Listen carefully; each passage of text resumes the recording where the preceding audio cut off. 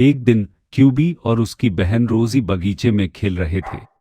दोनों भाई बहन प्यारे टॉय पूडल्स थे और उनके साथ हमेशा उनके दो खास दोस्त रहते थे, कट्टी और बट्टी।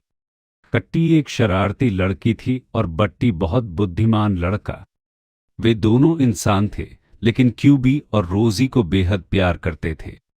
तभी अचानक कट्टी भागते हुए आई और बोली, तुम्हें पता है, पास के पुराने बगीचे में कुछ अजीब हो रहा है। मैंने सुना है कि वहां किसी ने एक नन्हे को फंसा हुआ देखा है। क्यूबी और रोजी चौकन्ने हो गए। हमें उसकी मदद करनी चाहिए, क्यूबी ने जोश में कहा। चलो हम उसे बचाने चलते हैं।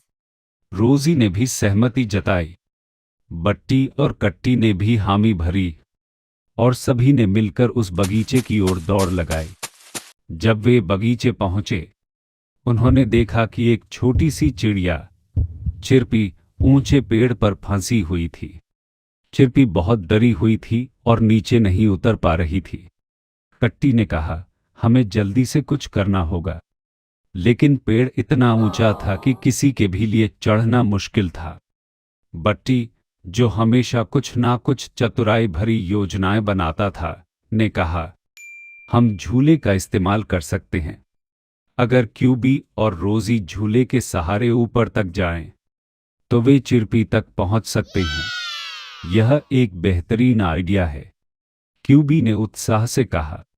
कट्टी और बट्टी ने झूले को ठीक किया और क्यूबी और रोजी को उस पर बैठा दिया। झूला धीरे धीरे ऊपर गया और क्यूबी ने चिरपी को अपने छोटे पंजों में पकड़ लिया। रोजी ने उसे सावधानी से अपने पास लाया और फिर दोनों सुरक्षित नीचे उतर आए। चिरपी ने खुशी से चहकते हुए कहा, धन्यवाद दोस्तों, अगर तुम सब ना होते तो मैं कभी भी यहां से बाहर नहीं निकल पाती।